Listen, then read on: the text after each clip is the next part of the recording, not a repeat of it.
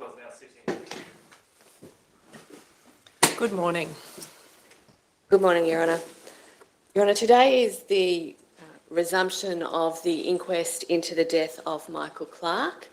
May it please the Court, I appear as counsel assisting Your Honour with Mr Wilcox.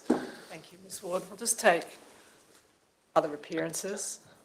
Thank you, Your Honour. My name is Woodland. I appear for the Commissioner of the Rural Fire Service, the National Parks and Wildlife Service and Forestry Corporation of New South Wales. Thank you, Ms Woodland.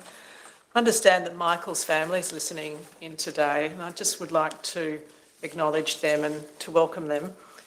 Ingrid and Shelley, David, Carolyn and Shane. I'm sorry, it's going to be a sad day for you, and I really appreciate you being involved in these proceedings, and I'd like to give you my condolences. Ms Ward. Your Honour, just by way of a very brief opening, because the proceedings today will be limited in their scope, as I've already said, this is the resumption of the inquest into the death of Michael Clark, who died in January of 2020 at his home in Badalla. He died as the Badger Forest Fire roared through that area on the 23rd and 24th of January. Mr Clark is sadly one of 7 people who died as a result of that fire.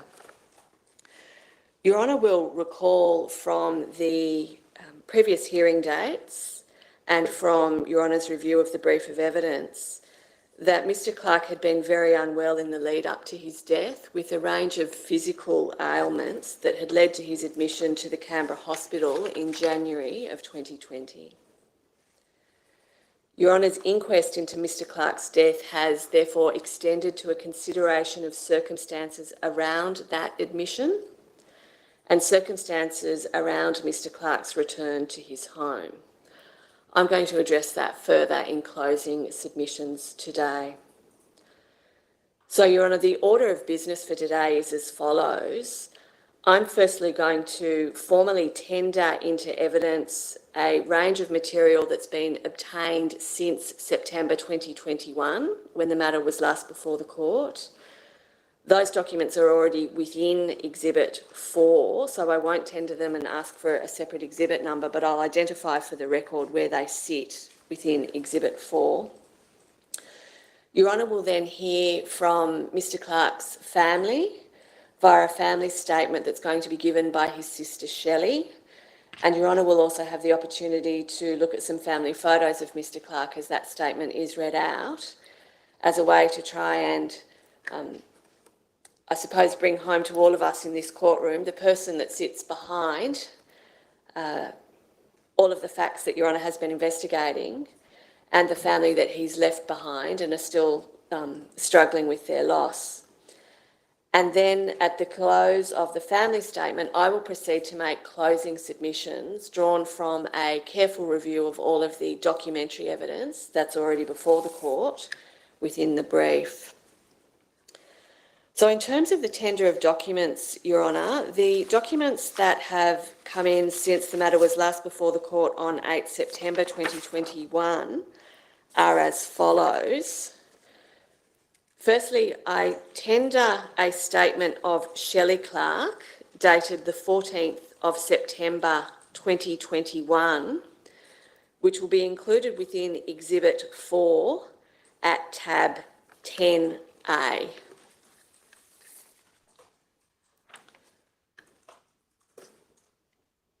I next tender, Your Honour, for inclusion within Exhibit 4, ACT ambulance service records for 17 January 2020 and 20 January 2020, which will be included within Exhibit 4 at tab 18. The next document I tender, Your Honour, is a statement from Dr. Wei, W-A-I, next word Meng, M-E-N-G, surname Voon, V-O-O-N, being a statement from the 9th of May 2022, which will come into the brief as tab 19 within Exhibit 4. I tender the statement of Dr. Zanil, that's Zainul, Abidin, Abidin, Qadri, Qadri, which is a statement from 26 May 2022 and which will be included within Exhibit 4 at tab 20. Finally, Your Honour, I tender records from the Australian Federal Police, ACT Police, for 20 January 2020, which will be included within Exhibit 4 at tab 21. Thank you. Now, Your Honour, we'll move now to the family statement, and I know that my instructing solicitor has been able to conduct some tests with Shelley Clark this morning to check that the technology is working. So I'm hoping that Shelley will be able to shortly give her family statement. She won't be visible on screen, Your Honour, but Your Honour will see the photos that the family have provided while Shelley reads the statement on behalf of her family. Thank you. Thank you, Shelley. Whenever you're ready. Hello. Michael Stanley Clark was born in Newcastle, Australia in April 1960. He was the second born and first son of Mum, Jan, and Dad, Charlie's 5 children, arriving just 19 months after firstborn sister, Shelley, that's me, and 20 months before the next child, David. Carolyn followed in 1964, and much further down the track, Shane joined us in 1975. Growing up, Michael was honestly good at everything. He sang in the cathedral choir in Adelaide. He played 3 codes of football. He was dux of his primary school. And he was good-natured through all of it. Like the rest of us, apart from our youngest sibling, Shane, Michael attended many schools in a bunch of different states, finishing up in the first graduate from the brand new Hawker Secondary College in Canberra. Such was the life of this Air Force family. Michael was intelligent, kind, affectionate, and generous. He loved his music and his dancing, his reading and his races, his land and his house, his woodworking and his shed, and his friends and his family. Michael was a truly nice guy. Many people liked and loved him, enjoyed his company, and really cared how he was doing, especially during some of these extremely difficult times of his life. For example, when his beloved Pam was dying of pancreatic cancer. Mum, and in fact our whole family, was showered with sympathy and kindness and condolences and support, both at the time and since Michael's appalling death. There just isn't any way to thank everyone enough for their love and compassion. To give you a flavour of the sentiments, here are some phrases from condolence messages. Michael was very kind and found the positive in everyone. I always thought Mick was a great guy. He was always kind and friendly to me. I always thought he was a very nice man. He was such a beautiful guy, a warm and caring friend to everyone. Great memories of Michael in our younger days down at Browley. Mick was a very special man. Even when going through some tough times himself, he still remained gentle and kind. Sensing something of a theme here? I'll continue.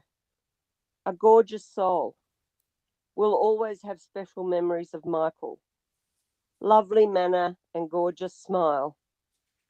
He was just a really nice guy, kind, thoughtful and respectful. The world definitely needs more people like him. He will be missed. There are many different measures of success in life, aren't there? To be known as a nice guy isn't a bad start, is it? But here's the bottom line. To love, as Michael did, and to be loved, as Michael was, is the best epitaph we can ever hope for. Michael loved and was loved, and it has been devastating for us to have to say goodbye to our lovely son, brother, brother-in-law, nephew, cousin, uncle, great uncle, and friend. Thanks very much, Shelley, for those beautiful words about Michael. It's lovely to hear more about who Michael was. You're obviously a very close family, and I'm so sorry for the sadness you're all experiencing at losing Michael. I think those condolence messages paint a very clear picture of a special man who will indeed be missed by all of you and I'm sure many others. So thanks very much for sharing all of that with the court. Can Your Honour see on screen now Mick's bridge? I can. Now, we understand that this is a bridge that's been named for Michael after it had to be rebuilt after the fires, and it's close to where he lived, and apparently he would fish near the bridge or somewhere nearby. So that is another lasting tribute from his community following his terrible death. Yeah, it's a lovely tribute to him. Thank you.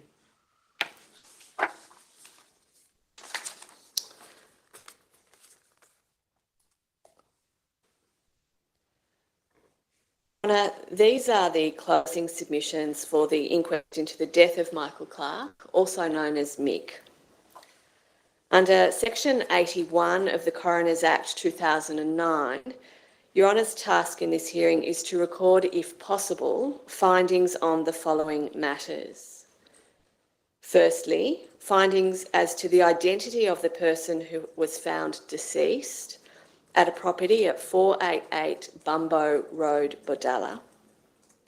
Secondly, findings as to the date of their death, if that can be determined. Thirdly, findings as to the place of their death. And fourthly, findings as to the manner of their death and the cause of their death. When speaking of the cause of death, the Coroners Act invites a consideration of the medical events that led to the loss of life. When speaking of the manner of death, the Coroners Act invites a consideration of the chain of events leading to the direct medical cause of death. In the course of a coronial investigation, Your Honour conducts a fact-finding inquiry, but the scope of that inquiry is restricted to matters set out within the Act and any related public interest recommendations arising on the facts. It is not Your Honour's role to lay blame for a particular death or to determine questions of civil or criminal liability. I have emphasised this because Your Honour has just heard the moving and thoughtful tribute from Michael Clarke's family, honouring their son, their brother, their uncle and their friend.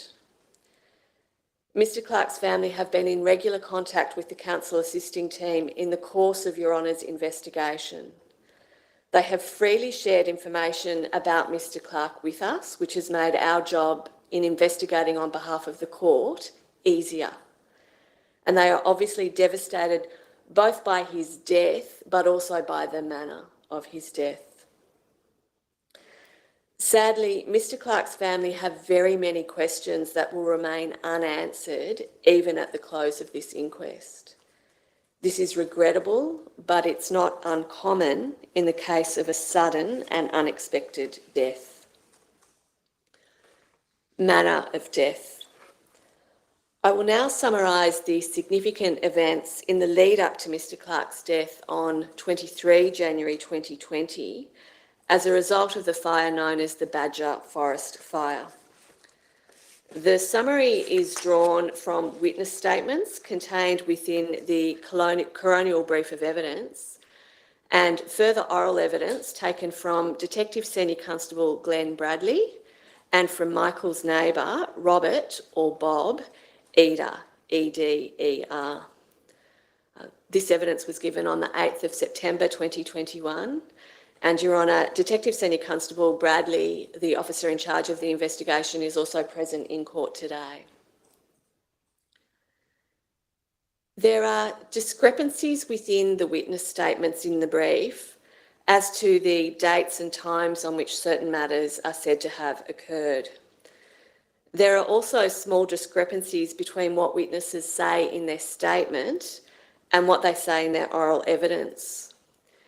This is understandable given the extraordinary events that occurred in the lead up to Mr Clark's death and the discovery of his body. No one was stopping to check their watch and to precisely record times as they attempted to protect themselves or their property from the blaze, or as they desperately attempted to reach Mr Clark, who lived alone in the small home that he had built out on his property on Bumbo Road.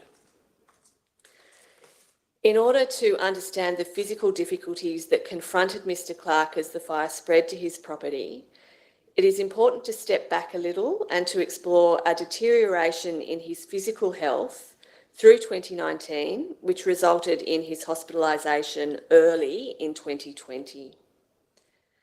Your Honour, in this regard, the P79A report of death to coroner is incorrect in some significant respects, probably due to the fact that it's provided early in the investigation and matters have clarified as the investigation has proceeded.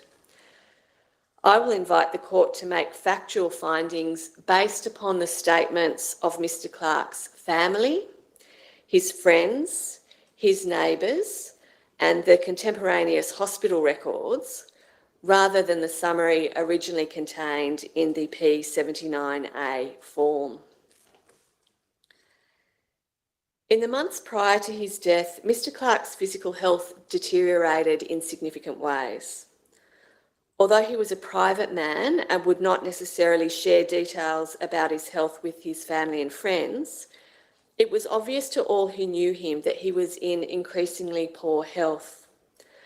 According to his sister Carolyn, I am aware that he had heart and lung disease, and I am aware that he would often have dizzy spells, which the doctors were still trying to diagnose. This was on a background of Mr Clark being, in Carolyn's words, a heavy drinker and smoker. According to his brother Shane, Michael kept his health problems to himself, but you could tell he wasn't 100%. He was getting dizzy spells a fair bit. When I'd go down to visit him, he'd sometimes have to go and lay down. Some days he was good and some days he wasn't. Michael thought that he had some kind of blood disorder. That's what he self-diagnosed. According to his sister Shelley, we as a family were very concerned for Michael's health and thought he needed some professional medical help. Michael thought he would get better by himself and he procrastinated about getting medical advice. Michael was receiving frequent visits from family members to check up on him, to bring him food and to help clean the house. He was really cared for by us all. Mr Clark's friends, including Bob Eder, Paul Vandenheuvel, that's V-A-N, separate word D-E-N, separate word H-E-U-V-E-L, and Bradley Dunn, D-U-N-N, similarly observed a deterioration in Mr Clark's health in 2019. Bob Eder, for instance, says, if I was to go and have a beer with Mick, he wouldn't even get through a beer and he'd have to go for a lie down as he was tired. Admission to Moruya District Hospital. Things finally came to a head, and on 2 January 2020, Mr. Clark was admitted to Moruya District Hospital. According to hospital records, he complained of worsening recurrent fainting spells and dizziness, chest pain or angina, significant weight loss and troubles swallowing. He told hospital staff he had fainted a number of times and would just come around and find himself on the floor. By the time of his hospital admission, Mr. Clark said he couldn't get from the bed to the toilet.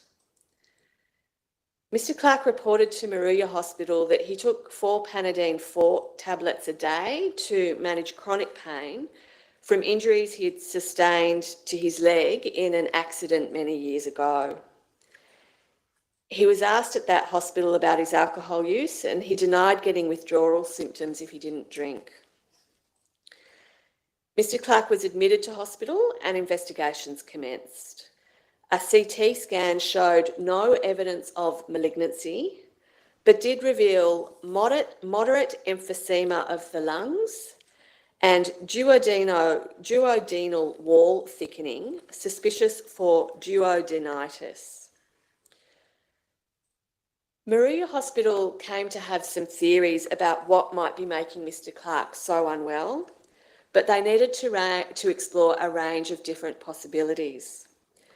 The Moruya Hospital records refer to a current crisis precipitated by dehydration,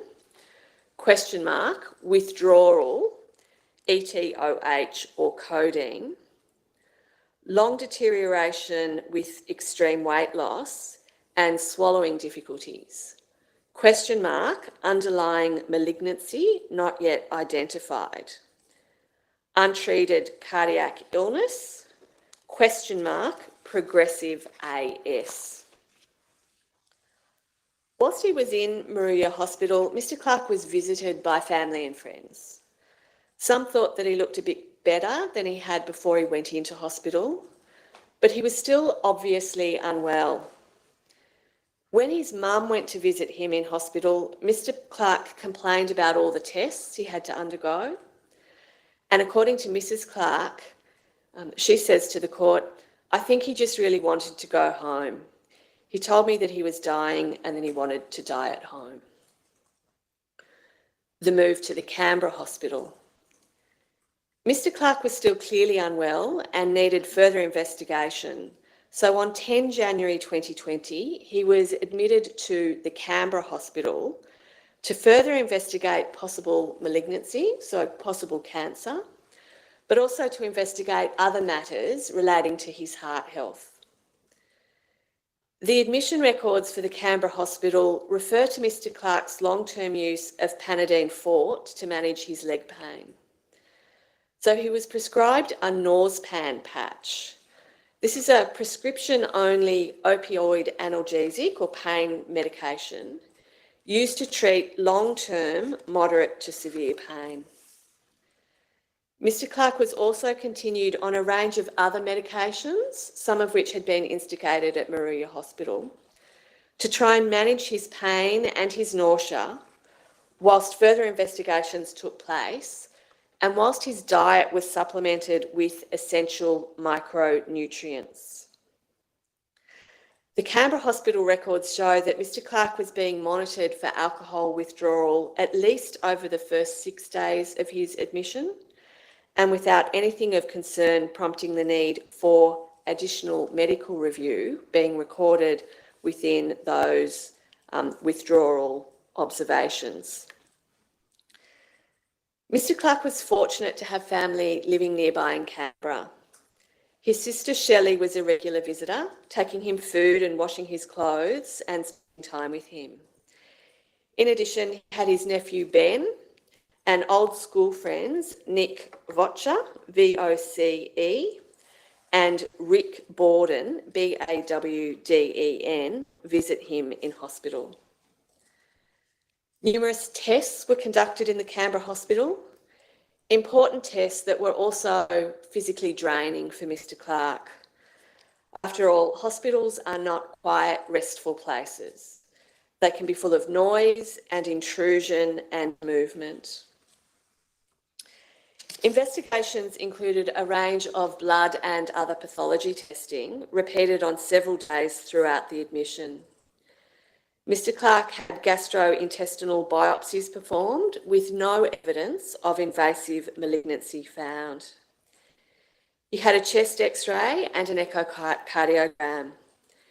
He wore a cardiac Holter to monitor his heart rate, and he had a barium swallow study performed. These battery of tests showed increased left ventricular wall thickening, so in the heart, and also inflammation of the mucosal lining of the digestive tract. But none of these results neatly explained the entirety of Mr. Clark's symptoms. Further investigations were necessary.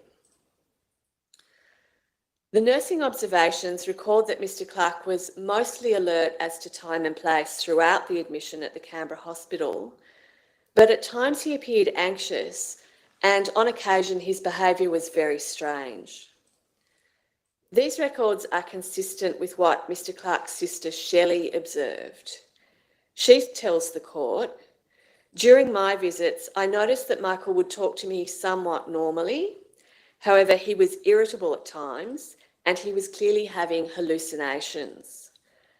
An example of this is that he told me that our dad had been to visit and they had had a terrific time and a good conversation, and that it was great to see him. However, our father died in 2012. There were several other examples of this behaviour during this time." On 15 January 2020, nursing observations record patient appears anxious as constantly moving about, straightening things when not asleep. Then, in the early hours of the next day, he was recorded as being a little disoriented as to place. Later that day, so the 16th of January 2020, the medical team responsible for his care requested a neurological consult, asking whether there might be a neurodegenerative disorder leading to Mr. Clark's symptoms, including his orthostatic or postural hypotension. This is a reference to an abnormal drop in blood pressure when a person stands up after a period of sitting or lying down, and it may have played into some of the fainting spells or dizziness that Mr. Clark was reporting. The neurological consultation took place later that day at a time when Mr. Clark was alert and oriented. That is, whatever had led to the episode where he was a little disoriented in the early hours of the morning had apparently resolved by the time of this review.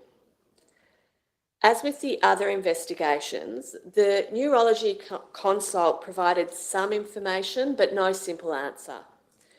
The consultant agreed that further investigations, such as gastroscopy, should continue, along with further review to see if there was a malignancy causing his range of symptoms.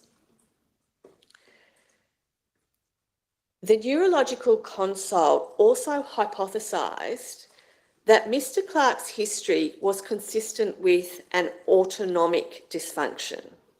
That is, something amiss in his autonomic nervous system, which can affect the functioning of major organs like the heart and the intestines. The progress note from this neurological consultation says some cerebellum signs could be alcohol-related, but raise possibility of MSA.C.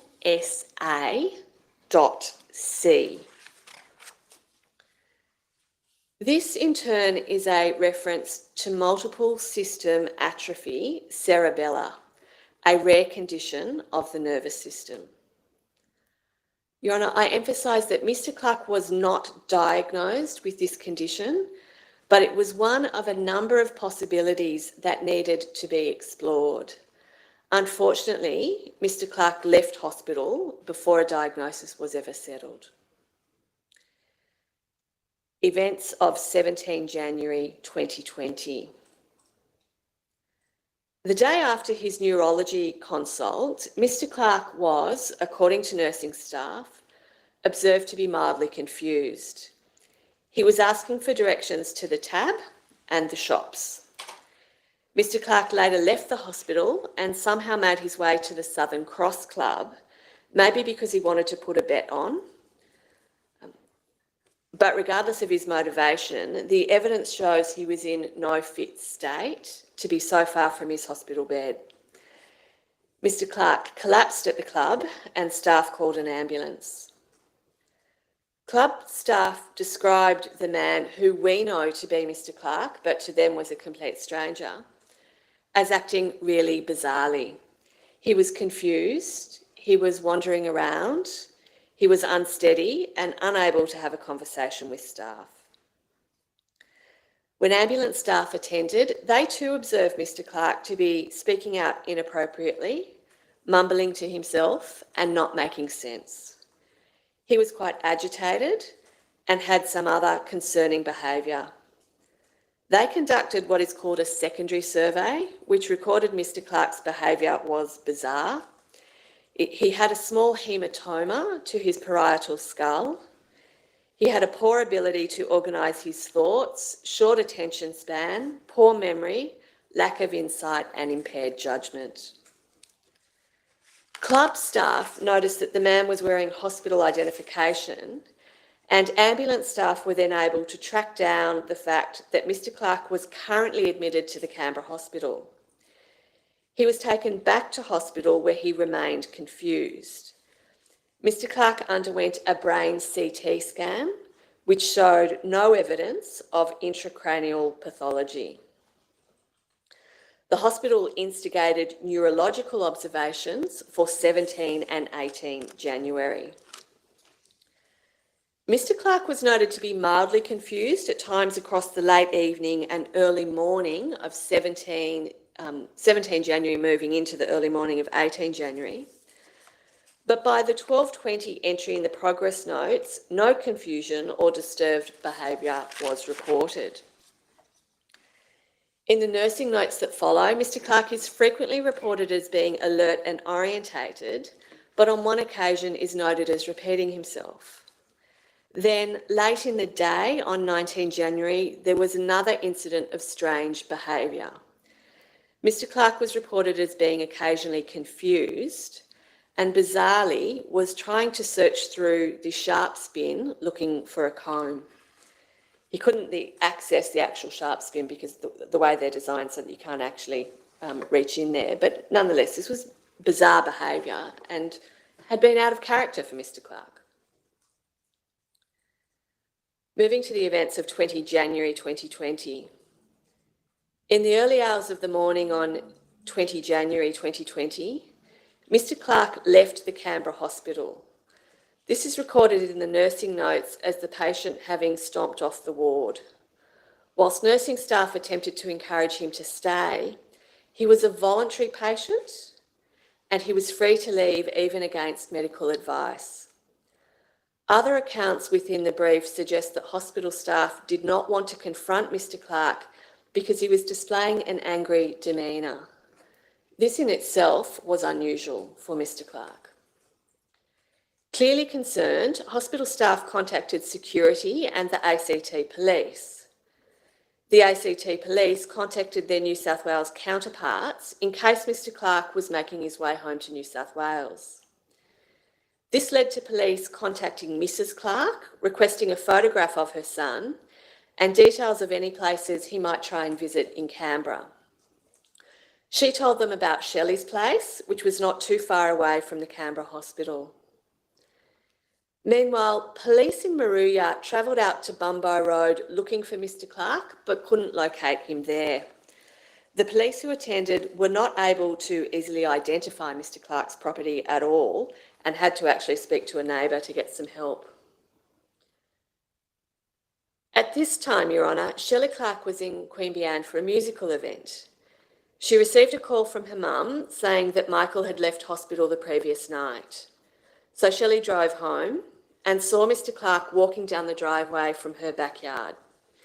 She was pleased to see her brother, but quickly worked out that something was not right with him. In her words, "After greeting him and starting to talk to Michael, I became aware that he was not at all well, and in my opinion, not in his right mind. He was saying to me that he spent the night in my backyard, sleeping in a small tent I had in the yard, and that the dogs were keeping him warm. I have no dogs. I also saw that he had an open bottle of bourbon with him that I assumed that he had bought. Michael was also telling me a story about how the security guards were following him all night and that he was hiding from them on the way home. My nephew Ben had arrived at my home by this stage. Michael was trying to convince Ben to take him home to the coast and that if he didn't, he was dead to him. This was totally out of character for Michael. The family tried to get a community mental health assessment team to come and see Mr. Clark, but that team said they would notify the police to attend, presumably because there was no acute mental health risk identified. The ACT police arrived and requested that an ambulance attend.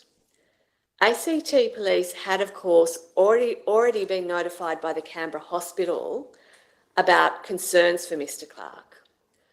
According to police, the concerns as expressed by the Canberra Hospital were that patient has on and off confusion, history of collapsing, angina, weight loss. Hospital staff have concerns for his welfare due to his ailments and propensity to collapse. Further details were provided to police, including the fact that Mr. Clark had been engaging in some unusual behaviour at times on the ward. That is, these accounts describe fluctuating behaviour of concern. According to ACT police, Mr. Clark refused to return to the Canberra Hospital, stating that all he wanted to do was to return back home. Police negotiated for a lengthy period of time, but Mr. Clark continued to refuse to return to hospital, stating that they weren't doing anything to help him and that he wanted to be with his dogs. Police spoke with Ms. Shelley Clark, the sister of Mr. Clark, who stated that Mr. Clark was not himself and that he was putting himself at risk by leaving with his medical conditions. Ms. Clark was unable to articulate any reasons why Mr. Clark presented a risk other than misadventure to himself or to other persons. Ambulance staff arrived and recorded that the patient refused all care and refused assessment. He denied any suicidal thoughts or thoughts of self-harm.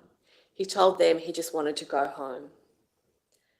These observations from police and ambulance are relevant for the purposes of considering whether there were grounds to detain Mr. Clark against his wishes under the provisions of the Mental Health Act 2015 ACT.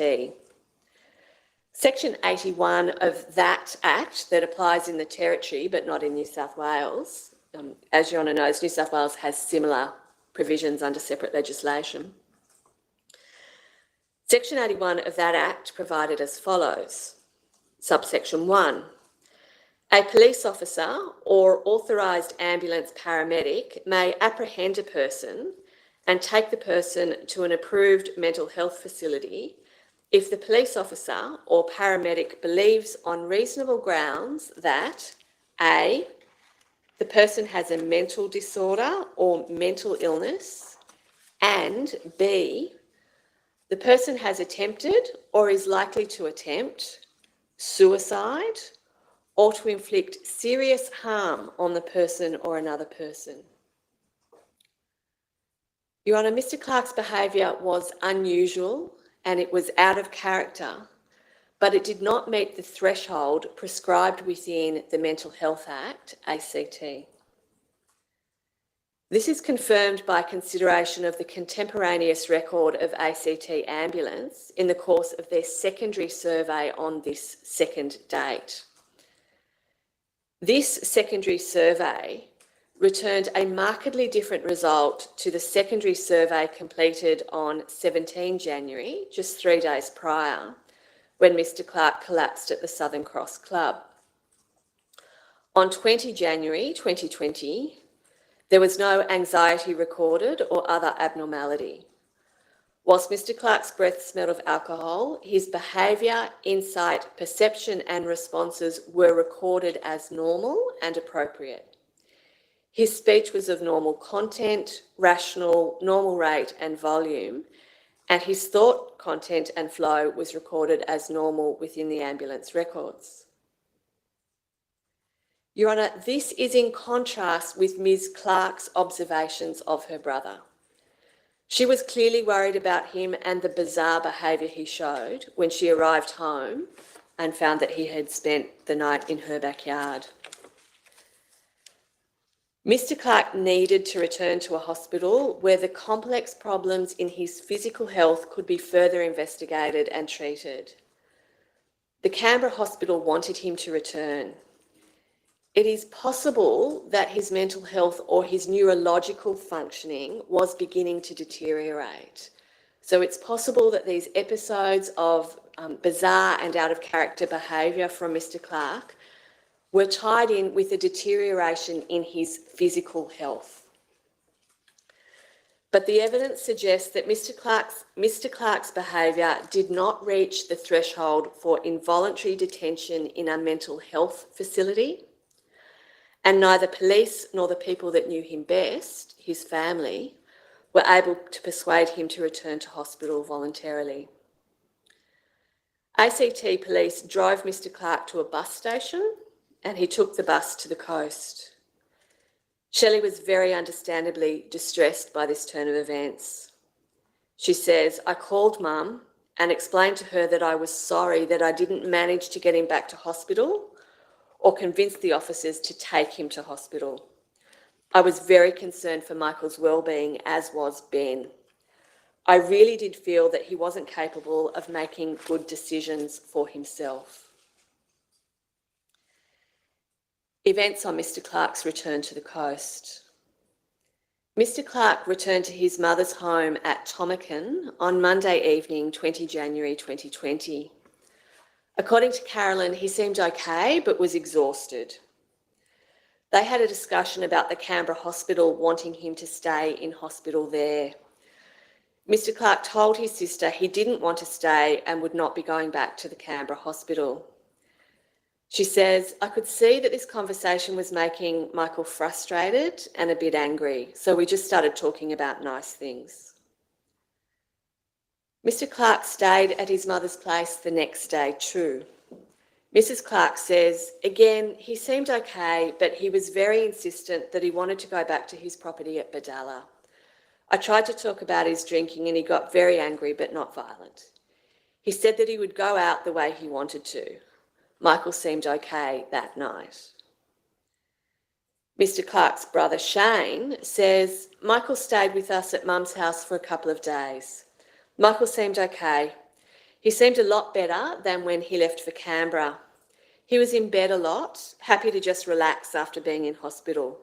He was a bit weary, but he was otherwise fine." So, Your Honour, Mr. Clark may have shared different things with different family members and different friends at different times. Interestingly, no one in Mr. Clark's family reported further instances of bizarre or confused behaviour from him whilst he was staying at his mum's house. On 22 January 2020, Mr. Clark went home to his property on Bumbo Road. According to Carolyn, Michael woke up and was adamant that he wanted to go home.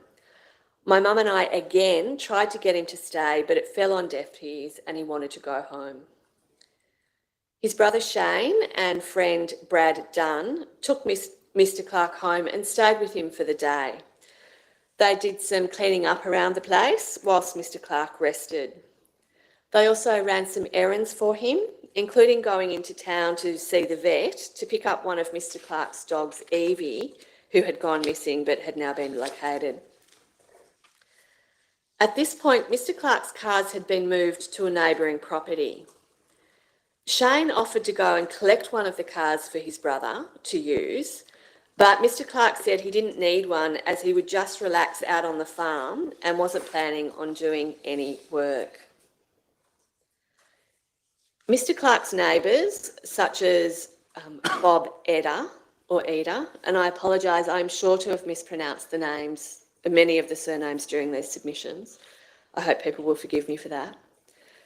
So neighbours such as Bob Eder, who gave evidence on 8 September 2021, and friends such as Paul and Hayden Vandenheuvel were unaware at this stage that Mick had returned home to Bumbo Road. The Badger Fire. While all of these events were playing out for Mr. Clark, his family and his friends, the Badger Fire was burning. The fire was first ignited by a lightning strike on the afternoon of 27 December 2019, which had occurred at the intersection of Badger Forest Road and Turos Falls Road in I think it's pronounced Count Agony. I've probably mispronounced that as well. Agony? Count Agony, I'm corrected. The fire burnt fiercely for the first few days, in particular on 31 December, and then continued to burn more steadily for some weeks. Due to a change in weather conditions, there was sudden and severe progression of the fire on 23 January 2020, and it was in these circumstances that Mr. Clark died. Mr. Clark and his family did not know that the Badger Fire would come roaring through Badalla on 23 January.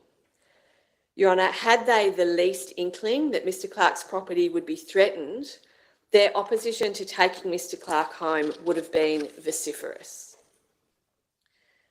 This is particularly the case given Shane's description of his brother's property.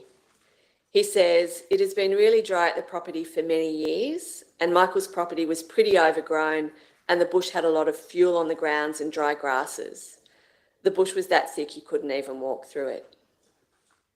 Brad Dunn tells the court that on the day they dropped Mr. Clark home, "We spoke about the bushfires around the area. There wasn't a lot said because we thought most of the fires had been put out and it was pretty much finished. We thought the fires had come and gone and they were pretty much finished." Bob Eder, Mr. Clark's neighbour, describes fire in the area to the west of their property on New Year's Day 2020 and says they were lucky it hadn't impacted their property at that time. So that's fire in the area, Your Honour, back on New Year's Day, some 3 weeks prior to the time when the fire later moved through.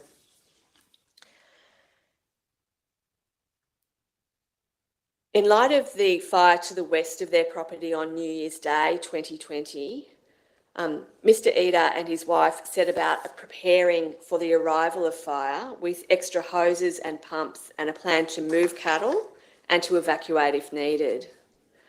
Additionally, the RFS, according to Mr. Eder, had completed a large fire break to the west of their property prior to 23 January 2020, so they felt fairly safe where they were. Shane Clark tells the court that his brother was similarly aware that the fireys had been cleaning a fire break with bulldozers out the back of the Eder property somewhere to the west. It seems that the fire arrived on Bumbo Road with little warning on 23 January 2020. Mr. Eder says it felt like a normal day as we just went about our normal farming activities, although he also said in his oral evidence to Your Honour that while his routine and that of his wife was normal for the day, the weather was not normal. It was very windy, incredibly windy. Shane Clark tells a similar tale. He spoke to his brother that morning and Mr. Clark told him that everything was fine.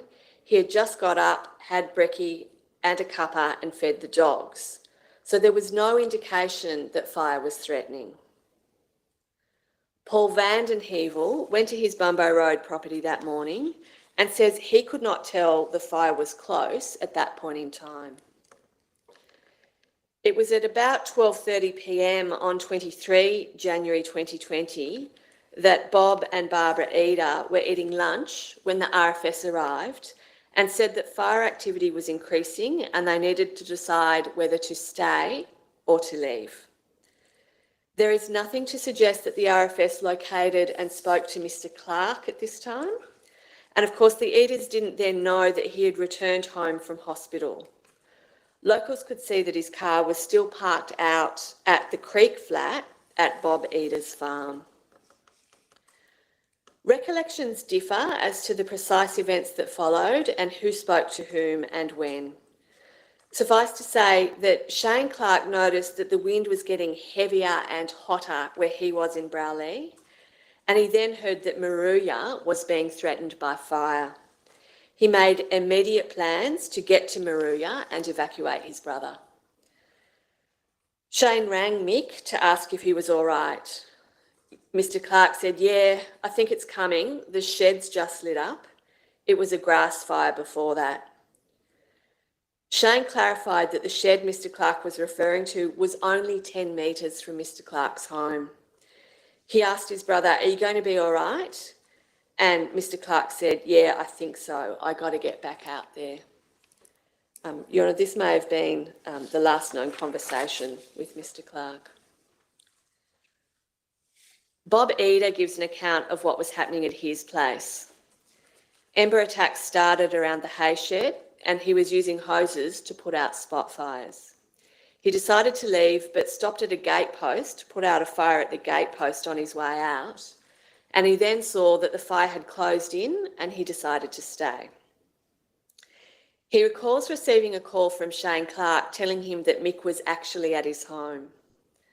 Bob tried to get to Mr. Clark's property on his quad bike but couldn't reach it on his first attempt due to fire and trees and other debris across the road. Later that night, Bob again attempted to drive to Mr. Clark's house and this time was able to get through. The house was completely flattened with only the fireplace and chimney still standing.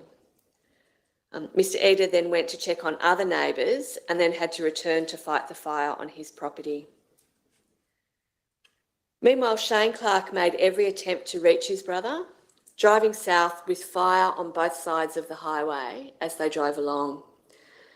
Cars were flashing their lights and were waving their arms to warn Shane and his friend Tom Ward of the fire conditions that lay ahead. They weren't deterred. They reached Bumbo Road and saw a fire truck just past the cattle grid. The RFS crew said they had just pulled their trucks out and there was no way Shane and Tom could get up there. Shane said his brother was up there and an RFS officer said hopefully someone had got him out. Shane and Hayden Vanden Heuvel later spoke and Hayden went to look for Mr. Clark once conditions permitted. He saw the house was decimated, but there was no sign of Mr. Clark. Hayden Vanden Heuvel later returned to the property after again speaking to Shane. This time he looked in the rubble in the location where the bathroom had been and he found evidence of human remains. Your Honour, this was understandably an incredibly distressing moment for Mr. Vanden Heuvel, and his actions in searching for Mr. Clark should be specifically acknowledged and honoured. The remains Hayden Vanden Heuvel discovered were later recovered and subjected to DNA analysis. This confirmed they were the remains of Michael Clark. Post-mortem investigations followed, which confirmed cause of death as thermal injury, incineration.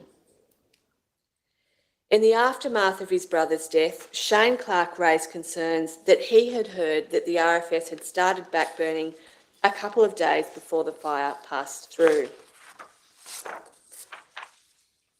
It is clear that there were and are community concerns about the use of backburns as a containment strategy in the course of fighting the Badger fire.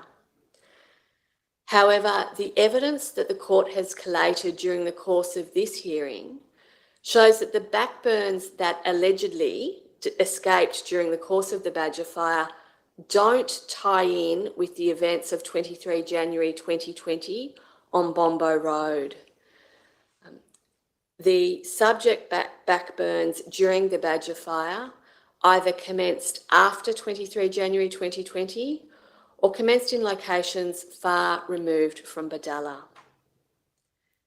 Your Honour, it seems that in the lead up to 23 January 2020, the RFS in fact ceased backburning efforts because remote aerial firefighting teams were being used. And the fire that impacted upon Bombo Road is believed, at least by the RFS, as being the main wildfire and not an escaped backburn. New South Wales Police have not obtained any evidence to the contrary. I note, however, that at the close of Stage 1 hearings, Your Honour will consider which matters will go through to a Stage 2 representative case study hearing. Your Honour is yet to determine if the Badger fire will proceed to that further and more detailed consideration. Nonetheless, the manner and the cause of Mr. Clark's death is known.